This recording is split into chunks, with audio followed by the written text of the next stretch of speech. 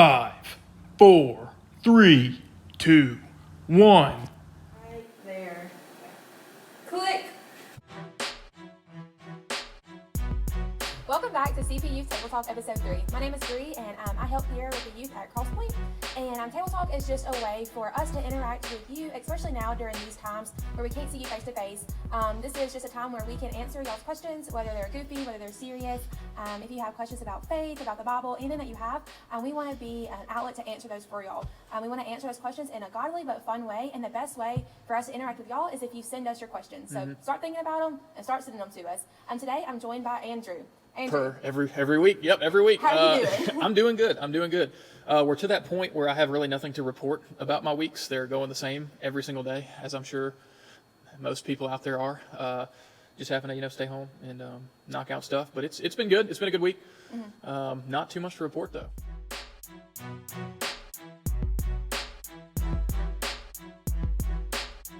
So this game is going to be called Baby Food Critic. Okay, right here we have 4 different flavors, and Andrew, you have no idea what flavor they are, correct? I do not. Okay, so Andrew has no idea, but y'all will see on the screen the name of the baby food will be down below while he's trying it, so you'll know what flavor it is, but he will not know what flavor. So what you're going to do is you're going to try each one, and at the end you're going to try to guess the name of each baby food, like what the flavor is. Okay. And then you're going to rate the baby foods from 1 to 4, from best to worst. Like which one you would try again and which one you would throw in the garbage. Okay, so I've got to try them, guess what flavor it is? Yes. Okay, I'm not terribly familiar with baby food names, but I will give it my best shot naming them, and then I have to, once I'm done, rate my favorite? Yes. So you like have 1 to 4? 1 through 4. And you're going to tell me what the names are after we're done? After we're done. And the students will see the name at the bottom while you're trying it. I don't like this, but okay. All right, you ready? Yeah, all right, so I just pick one to start? Start with number 1. Number 1. Number 1. How do I open this thing? I thought I could just... There we go. I got it. All right, don't turn it that much that way. Because I can read it. because you Okay. read the name.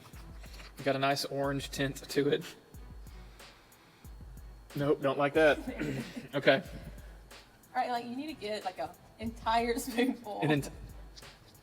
I can't just get like a little, like, okay, No, will this work? Like entire spoonful, you have to get the real effect. Is that okay? That's perfect.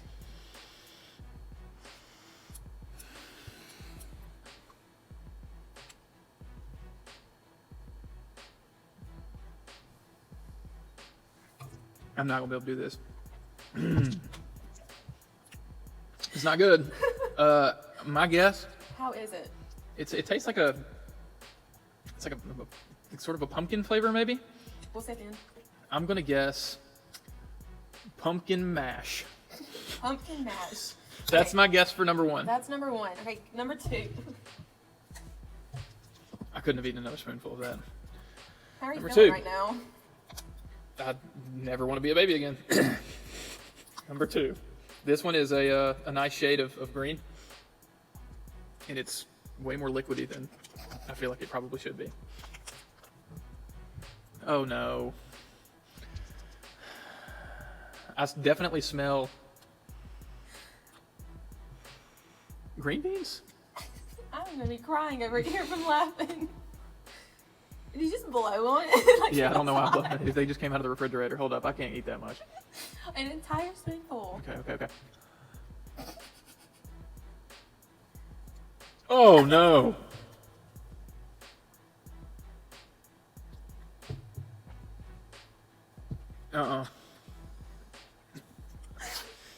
That's. You got to try a spoonful of each of these after we're done. No, that's We'll get the footage. Don't worry. That was definitely green bean something. okay. Green beans surprised. So That's my guess. Your first guess was Pumpkin mash. My guess for number 2 is green bean surprise. Because it was that you're coming up well, with. look, I know that baby food names are like a little off the wall. They've always got it's always like 2 words. Okay. At least I think that's how it normally. That taste is going to be in my mouth the rest of it. We should have got you some water. Yes, we should have. All right, this one's not opening as well. Do they smell good? No. Hold up. I recognize the smell, but I don't know what it is. It's a little orange flavor. Another one. That's number 3. Number 3. Y'all should be saying the name at the bottom right now. Okay.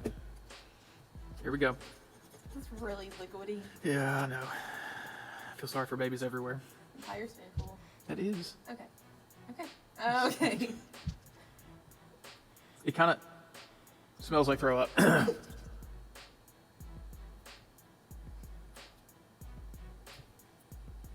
It's got some tomato in there. It's tomato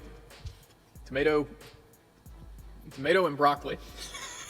Tomato and broccoli. That's my guess for the name of that one. What a combination. Yeah, you're telling me. All right, number 4. Number 4. Did it get on you? That was nasty. All right, this one's got more of a that was nasty.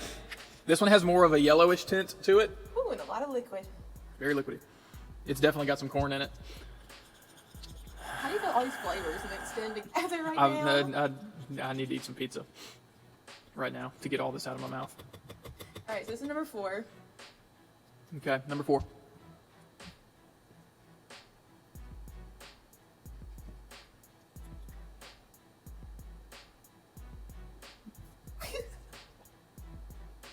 That one was bad. Are you about to Is it throw cream up? corn? That one was really bad. There's something about it. Cream of corn. Okay. So you have all your guesses, right? Yeah. All right, so we have pumpkin mash, green bean surprise, tomato and broccoli, and then cream of corn. All right, now rate them 1 through 4. So what was the best one? The best one was probably number 1. Okay. Which one was the worst? Hands down. This the one, worst. the 4th one, was the worst in my opinion. Okay. I don't know, like number 2 was pretty bad too. So my order is definitely going to be 1, 3, 2, 4. But you could probably swap 2 and 4 because those were both pretty dang nasty. What was that? You have 1, 3, 2, 4. 1, 3. Tomato and broccoli. Oh wait. Yeah. Number 3 was 2. The order that I would eat them again in was 1, 3, 2, 4. Okay, I got it. No, you did it wrong again. No. Okay, let me give you the flavors. The flavors. It was Okay, your pumpkin mash was number 1. Okay, pumpkin mash is number 1. Tomato and broccoli was number 2.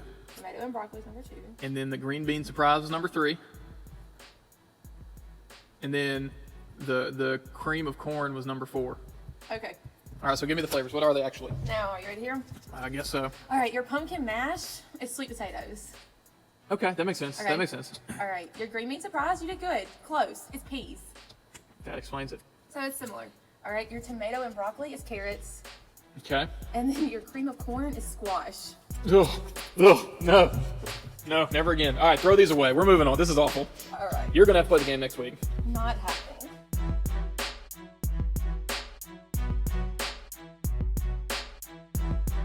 All right, so now that we have some water, all that's out, we do have a few questions for today. Okay, wait, before we get into the questions, I did get to do some research on the question from last week about, what was it? Was it why do people have tailbones if they don't have tails? Yes. So I did some research on that, and I have a decent at best answer. All right, so when I was looking into it, I found out that, like the tailbone is like the small triangular bone way down at the bottom of your spine, right there at the end of your lower back.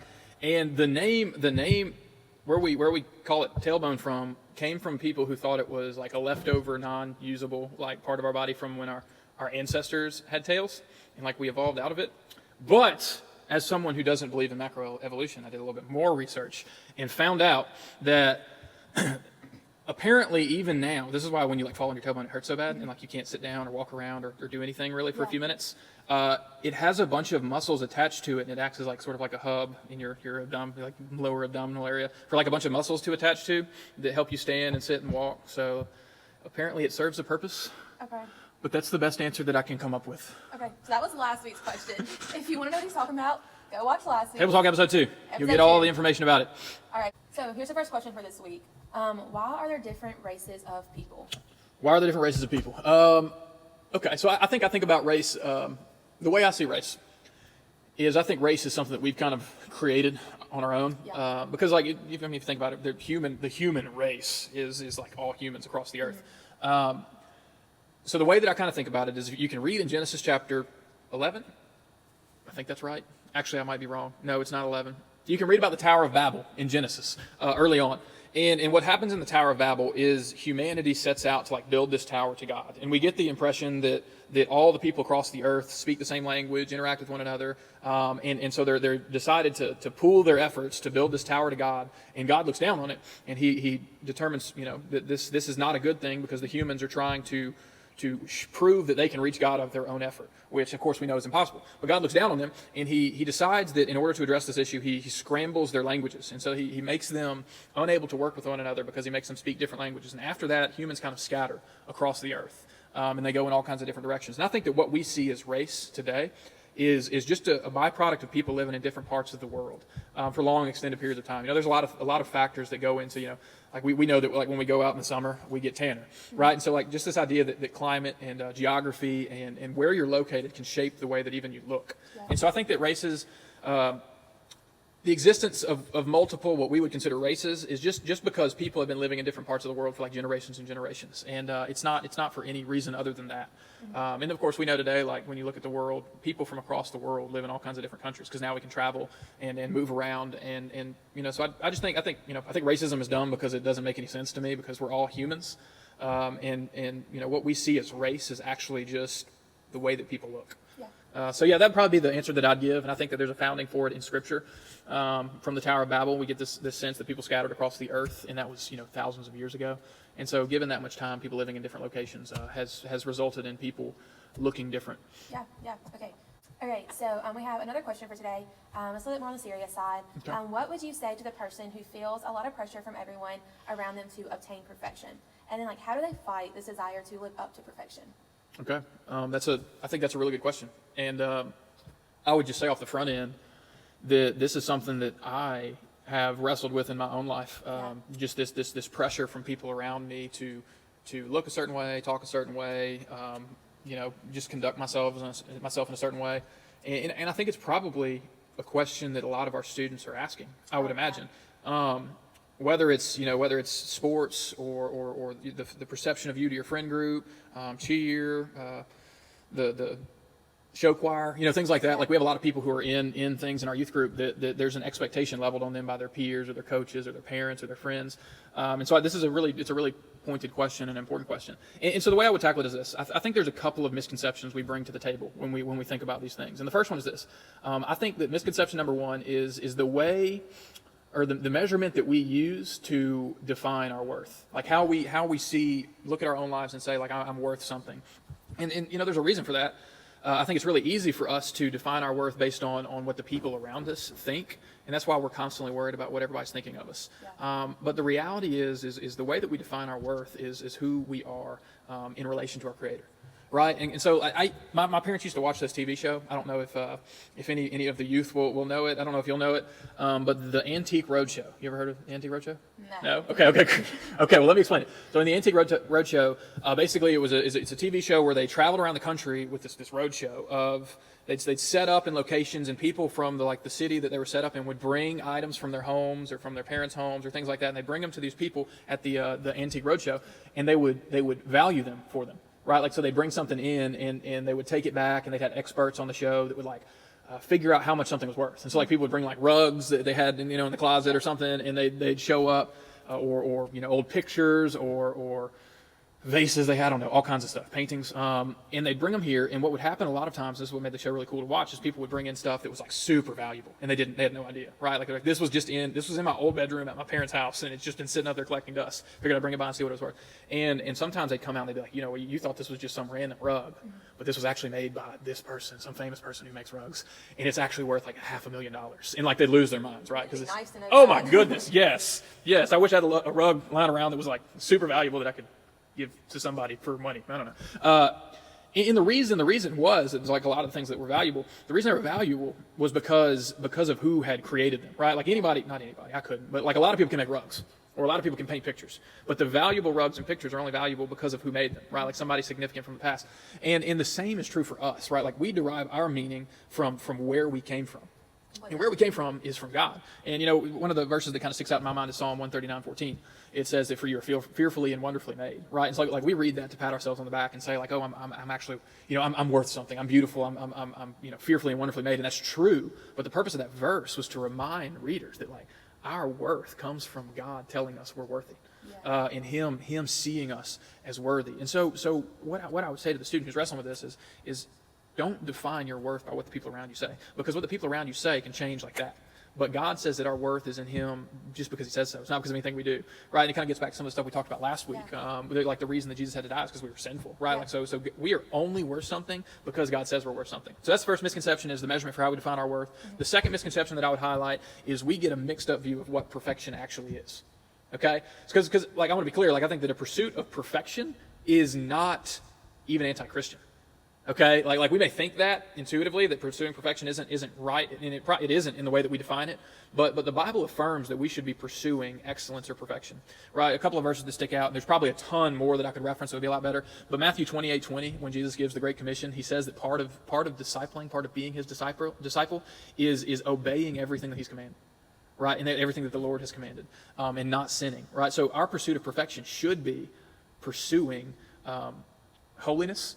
Right, like 1 Peter 1:15, like you shall be holy for I am holy. We should pursue Christ-likeness, because Christ embodied perfectly what it looks like to be perfect. Yeah. Perfectly embodied what it is to be perfect. There it is. And he says that we should look like him. And so our pursuit of perfection shouldn't be, being the best in the sport that we're in. It shouldn't be, being able to keep our balance when a bunch of people are holding us up off the ground. It shouldn't be, looking a certain way. It shouldn't be, finding approval from our coach or even our parents, right? Like perfection in our minds should be a pursuit of looking like Jesus. I'd be interested. What would you say? Because I think that so the way that I wrestled with like a pursuit of perfection, like even in high school, like a big thing for me was I think for everybody is being accepted by your peers and being cool in their eyes, and that led me to do a lot of stupid things in high school. But maybe it's a little bit different for like a girl in high school or junior high who wrestles with this. What would you say? Yeah, for sure. I can wholeheartedly say that I've struggled with this fight to want to be perfect. The things that people put on you, my biggest flaw was I always wanted to have the most perfect grades, and if I got anything lower than an A, then I was failing. Right. That pursuit was just so sinful for me, because I wasn't pursuing Christ. I was pursuing those worldly things, and luckily the Lord kind of wrecked my heart in that. But for the girls who are struggling with this and just the pressure from everyone, the first thing that I would say to them is knowing whose you are is key. Kind of like what you said. Yeah. Knowing that if you have placed your faith in Jesus, then you're a daughter or a son of the one true King. Your value does not come, like you said, from your peers or from what other people say about you, but it comes from your relationship with Christ. And Christ loves you and already accepts you. And you don't have to do anything to earn his love. Whereas you may have to do something to earn another human's love. Oh, absolutely. But that's not the way Christ is. So my biggest thing was knowing who I am in Christ. And that's what I would say to all the other girls. Preach that over your life. Know who you are. Know that you're a daughter of the one true King, so that you don't have to live up to those standards. And then, why would we seek the approval of man when they're just as sinful as we are? It's something that I always had to tell myself too. Is why am I seeking the approval of these friends who I see mess up every single day too? But I have a holy and sovereign God who never messes up, when I should be seeking his approval. And Galatians 1:10, it says, "For am I now seeking the approval of man or of God? Or am I trying to please man? If I were still trying to please man, I would not be a servant of Christ." So it's just like what you said, we can't be seeking that approval of man. And then also just knowing what God says about perfection, kind of how you said. In the very beginning, God knew that we were not going to obtain perfection on our own on this world, or he wouldn't have sent Jesus to die for us. Oh, absolutely. There is no way that he would have sent his only son to die when he expected us to obtain perfection on our own. Kind of like Hebrews 10:14, it says, by a single offering, Jesus has perfected for all time those who are being sanctified. So on the cross, Jesus purchased our perfection. And if we are joined with Christ in faith, when God looks at us, he sees us perfectly righteous in Christ. Like you said, striving that perfection for Christ, sanctification. We want to be more like Christ every single day, not wanting to be like the world, not wanting to be the best pitcher or the best swimmer, dancer, singer. The list can go on and on and on. Not wanting to be the best friend or daughter. Yes, those are things that you want to be, but if you're putting those wants above your want to be like Christ, I think that's a really good point. Then I think that's where it falls short. Yeah, I like what you tagged on there. That it's not that pursuing it's not that pursuing approval of the people around you is a bad thing in and of itself, right? Like whether it's I want to be the best football player I can be, or I want to be the best cheerleader I can be, or I want to be friends with as many people as I can. None of those things are bad, right? But when they become bad is when we allow ourselves to be defined by those things. Because the reality is success in any one of those categories only lasts until you're tested the next time, right? Like it doesn't matter if you had an awesome game last week if you screw up this week. It doesn't matter if you had a flawless routine last week if you fall down this week. It doesn't matter if your voice didn't crack when you sang last week and then you do this week, right? Like it's always going to be an added pressure every single time when you allow yourself to be defined by those. Christ tells us that there's nothing we can do to achieve his validation on our own. So he came and he tells us we have it regardless. And like a practical way, because I know we can say this, but it's hard to kind of believe it that it's true. But just pray in that prayer of like, God, let me see me the way that you see me, not the way the world sees me.